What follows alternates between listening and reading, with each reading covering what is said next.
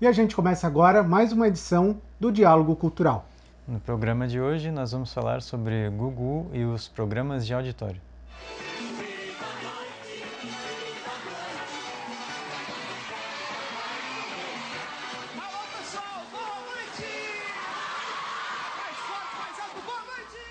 O Gugu foi um personagem marcante na televisão brasileira e ele começou muito cedo na vida dele, mandando cartas para o Silvio Santos, onde ele sugeria ideias de formatos para programas e também para brincadeiras nos programas de auditórios do próprio Silvio Santos.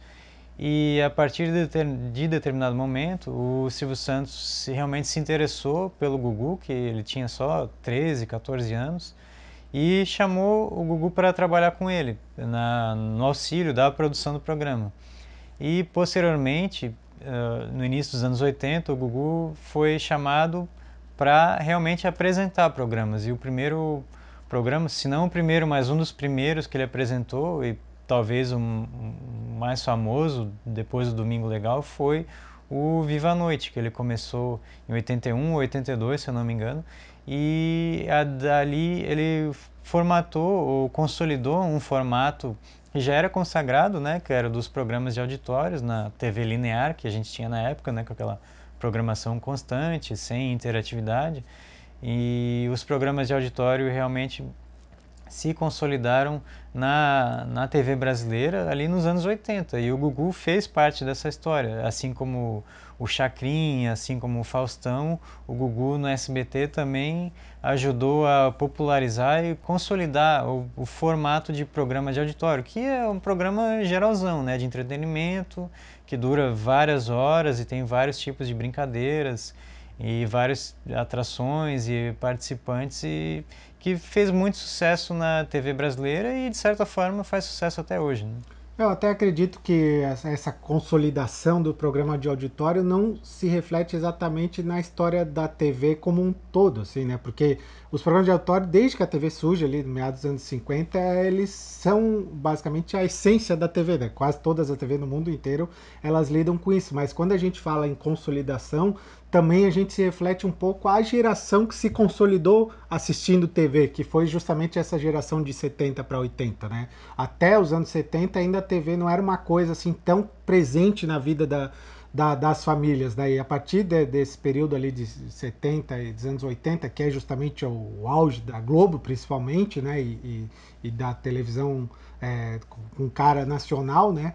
Ela justamente ela se consolida, e o formato programa de auditório ganha esse tipo de consolidação do cotidiano da vida das pessoas, né? De ser uma coisa bastante presente, ainda que esses programas de auditório, como continuam até hoje, né? Tirando uma outra exceção, Ratinho, talvez seja uma grande exceção nisso no SBT do presente momento, né? Eles acontecem uma vez só por semana, né? O caso do Faustão, do Silvio Santos, do Gugu, né? E esse começo do Gugu junto com o Silvio Santos, que talvez seja um dos 2 ou 3 maiores nomes de programa de auditório, de representação de programa de auditório na televisão brasileira, seja bastante interessante, justamente porque é o jeito que o Silvio Santos sempre administrou a empresa dele, né? Uma coisa familiar assim, e ele meio que, de certa forma, adotou, né, o Gugu como um membro da família SBT, tanto é que durante muitos e muito tempo se cogitou que o Gugu ia ser a continuidade, né, depois que o Silvio ou se aposentasse, ou enfim, a hora que ele não estiver mais presente, ele assumisse ali as funções do Silvio Santos como um grande entertainer, né? O cara que faz o entretenimento ali de um dia específico durante a semana, né? E claro que nesse processo o Gugu construiu uma carreira extremamente ligada aos programas de auditório, ainda que ele tenha feito uma ou outra coisa não nesse sentido, e talvez eu acho que a grande diferença dele seja justamente ele assimilar todas as características de vários apresentadores que passaram ao longo da história da TV, né? Tem umas pitadas de Chacrinha, de Faustão, do próprio Silvio, né? Que ele começou ainda, O inclusive, apresentando microfone com o microfone do Silvio, né? tem um carisma dos dois muito Isso, parecido, né? E eu acho que é essa característica dele de juntar, assim, tanto o formato de quadros de programas conhecidos, até da Hebe, ele mais ou menos que imitava determinados quadros da Hebe, né, que também foi outra grande apresentadora de programas de auditório. Eu acho que isso marca bastante a carreira do Gugu, né? E a gente pode lembrar de vários momentos marcantes nos programas do Gugu, como por exemplo, o Parece Mentira, mas não é, que nada mais era do que um pequeno recorte de jornal de uma notícia sensacionalista e também narrada de forma sensacionalista, meio que para assustar as pessoas, né? E eu, como criança, eu me assustava muito com aquilo. E sempre era uma notícia que hoje, vendo como adulto, não, isso aí não é nada, né? Mas para uma criança era algo tenebroso, né? E tinha coisas muito interessantes, como as disputas entre homens e mulheres. Tinha sempre o lançamento de algumas bandas novas, como por exemplo o Menudo, que já fazia muito sucesso lá fora, e depois aqui, com a ajuda do próprio Gugu, foi lançado no Viva a Noite o Dominó, o Polegar, e inúmeros atores muito conhecidos hoje passaram várias vezes pelo Viva a Noite ou pelo programa do Gugu, pelo Domingo Legal. Também tinha a dança do Pintinho Amarelinho, que ficou muito famosa, né? Ele fazia dança e tudo, e tinha propaganda do caldo Mage, enfim. Tinha vários bonequinhos lá, o cenário também, aqueles meio que bambolê que ficava girando, aquelas dançarinas. E depois, em 1991, se eu não me engano, que acabou o Viva a Noite, o Gugu migrou para os domingos, né, para ter um programa que concorresse com o Faustão, que já era a ideia quando, em 1988, o Gugu foi contratado pela Globo, mas depois o Silvio Santos se arrependeu de deixar o Gugu ir e ofereceu uma bolada de dinheiro para o Gugu voltar para o SBT. Então o Gugu nem conseguiu estrear o programa dele de domingo na Globo, que depois virou o Faustão. A Globo continuou com a ideia do programa e levou o Faustão. Conta até uma história, não sei se é fato ou não, que o Silvio conversou com o próprio Roberto Marinho Sim, para quase pessoalmente, que né? meio que implorando para ele deixar que o contrato com a Globo não valesse e ele retornasse para o SBT. Né? Isso. E aí o Domingo Legal realmente foi o auge da fama do Gugu, eu acho, né? Com várias outras brincadeiras também e quadros como Táxi do Gugu, onde ele fazia entrevistas disfarçado de taxista. Uh, Tinha a banheira do Gugu, a infame banheira do Gugu, né, que as pessoas lembram até hoje, as pessoas se agarrando de biquíni e sunga na banheira. Tinha o ET e o Rodolfo, que eram dois repórteres que faziam também entrevistas ou pegadinhas engraçadas. Falava-se muito da época do ET de Varginhas, falava a morte dos Mamonas Assassinas também, que marcou muito a época. Também teve outras passagens, como do Netinho de Paulo, também teve uma pequena passagem no programa, que dali surgiu o tal do Dia de Princesa do Netinho. E, enfim, foram vários quadros assim que fizeram muito sucesso. E posteriormente, com a chegada da internet, o Domingo Legal até foi um dos primeiros programas, se não o primeiro, a adotar a participação de internautas assim com mensagens no programa do Domingo Legal.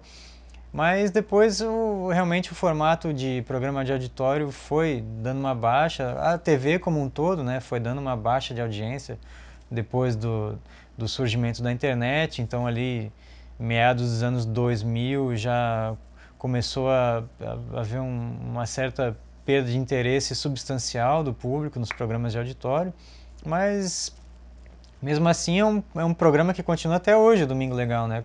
Ainda faz bastante sucesso com o Celso Portiolli, mas pro Gugu no SBT já não era mais a mesma coisa. E depois, em 2008, ele acabou indo para a Record, né? Até muita gente se surpreendeu, até no próprio SBT, porque nunca achava que ele ia sair. Mas até a Xuxa saiu da Globo, né? E foi para a Record. Enfim, tanto o Gugu quanto a Xuxa, o programa deles mesmo acabou não dando certo, né? Para ver como o programa de auditório realmente não... Só realmente alguns mais consagrados, como o Domingo Legal, conseguiu se manter vivo até hoje, mas o programa que o próprio Gugu queria fazer, o programa de auditório que a própria Xuxa queria fazer, não deram mais certo. E eles acabaram apresentando reality shows. E o programa de auditório ele sofre de um mal de praticamente toda a televisão aberta, que é a questão de tu tentar lidar com um público muito variado, né, de idades e tudo mais, gêneros, etc., com entretenimento também dos mais variados possíveis, né? Então, assim, tu tem quadros que são reportagens jornalísticas sobre natureza, ao mesmo tempo tu tem o artista dançando com um técnico de professor de dança. Então, assim, ele coloca muitos interesses que numa sociedade onde a internet fornece esses interesses na hora que tu quer, não tem sentido tu ficar ali 3, 4 horas assistindo interesses dispersos na ordem que ela te impõe, né? Que a TV te impõe. E Então, a internet atende esses interesses de forma bem específica hoje, né? Coisa que o programa de auditório tentava lançar é, uma rede para abarcar tudo, né? principalmente como eu estava falando, que é pelo fato de que ele tem que lidar com públicos de idades, gêneros e credos diferentes ao mesmo tempo. Ele não tem Sim. como a pessoa escolher o que ela quer assistir naquele horário, né? Então realmente isso prejudicou muito assim, a ideia dos programas de auditório, influenciou diretamente o Gugu, que até inclusive deixou de apresentar programas de auditório na Record, né? Ele apresentou lá reality shows e coisas assim. E uma coisa também que a gente não pode deixar de falar da carreira do Gugu, como tu mesmo citou, a infame banheira do Gugu, foram períodos assim realmente assim questionáveis, né? De um momento, de momentos da própria ética da televisão, da ética profissional Jornalismo, né? do jornalismo e do fazer, né, televisivo, assim, né? E talvez aí um dos quadros que as pessoas mais se lembrem, né, justamente desse questionar da profissão aí, seja uma falsa entrevista ali com dois membros do PCC, né, que depois se revelou que eles não eram membros nada, eles eram pessoas contratadas para dizer que faziam parte, né, desse grupo aí de envolvido aí com os presídios e com a criminalidade, e justamente o Gugu nunca se disse envolvido diretamente com isso, né, disse que não fez isso, mas obviamente manchou a trajetória dele, né? Como outras coisas mancharam a trajetória de várias outras pessoas, né? A gente sempre tem que analisar que as pessoas elas cometem erros, né? Isso é normal do ser humano, e tentar compreender que talvez esses momentos aí de pouca ética na TV sejam realmente fruto também do que tinha naquele momento, né? Da legislação ruim que se tinha na televisão, principalmente ali nos anos 80, anos 90, né? Houve um momento que realmente tanto o Domingo Legal com o Gugu e o Domingão do Faustão na Globo tinham uma disputa acirrada por audiência e fez eles promoverem ali ações de extremo sensacionalismo, assim, né? Justamente para chamar para si a audiência. Tu até citou os Mamonas Assassinas, a SBT e Globo meio quase que disputavam, né, a presença, a tapa, né, a presença dos Mamonas, seja no Domingo Legal ou no Domingão do Faustão. E talvez esse período aí dos anos 90 justamente tenha ficado marcado aí por um excesso, né, nos programas de TV, do qual o Gugu não conseguiu fugir em busca da audiência, né? Uma coisa que ele mostrava uma preocupação absurda, assim, dizem que ele até quando ele estava longe da televisão, ele se preocupava com a audiência na televisão, né? Ele era um cara muito ligado a isso, né? De acompanhar ali, porque nos anos 90 tinha essa questão que os apresentadores vinham,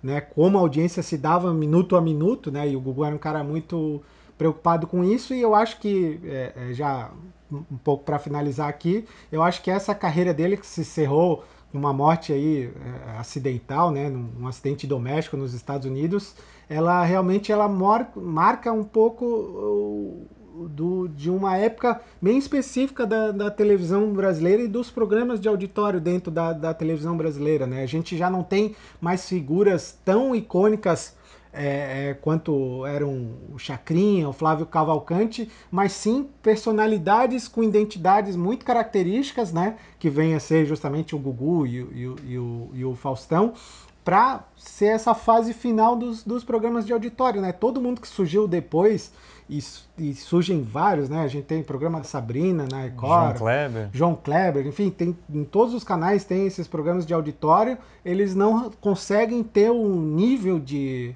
abrangência agressiva que se tinha nos anos 80 e nos anos 90 com principalmente o Gugu e o Faustão como ícones, né? Mesmo que o Silvio Santos ainda tenha se mantido aí longevo na apresentação de programas de auditório, não é também para ele a mesma coisa que era no passado, né? E com a morte do Gugu, a gente perde um dos últimos grandes ícones dessa época dos anos 80, né? Talvez os únicos sobreviventes daquela época que a gente tenha hoje ainda, talvez sejam três, principalmente o Faustão, o Silvio Santos e o João Kleber.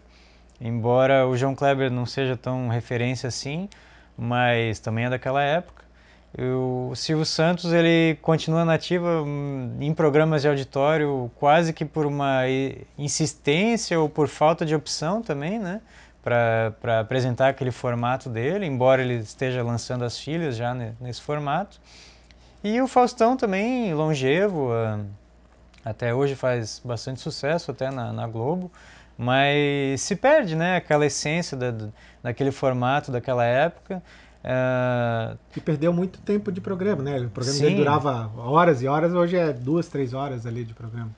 e é um formato que realmente parece que vem morrendo até junto com a própria televisão como a gente conhecia, né? A televisão analógica, a televisão linear, a televisão sem interatividade, uma televisão presa no aparelho de TV, sem você poder assistir on demand, na hora que você quer, escolher o que você quer. Então, o Gugu era uma referência realmente daquela época e daquela ingenuidade até boa, assim, ingênua de que existia um pouco nos programas de auditórios, se não no Domingo Legal, que já era uma coisa mais escrachada, assim, mais apelativa às vezes, mas até o Viva a Noite ainda era uma coisa assim, quase que realmente para a família, para criança, para se divertir, para alegrar, com ingenuidade nas brincadeiras, ingenuidade nas danças, nos convidados. Então, eu acho que uma boa lembrança do Gugu é essa época do Viva a Noite. E com ele realmente é uma época que vai chegando ao fim e talvez para o futuro agora o que a gente possa esperar é que os programas de auditório ou se eles também acabem se adaptando à internet de alguma forma ou eles acabem, né? Difícil prever o futuro, mas as audiências vêm caindo, então a televisão toda como a gente conhece daquele jeito está em risco hoje. A internet não é muito receptiva para programas de auditório justamente porque eles demandam um custo, né? E a Isso. internet justamente ela lida com, principalmente a questão, se a gente for falar da parte audiovisual, onde o predomínio é o YouTube, né?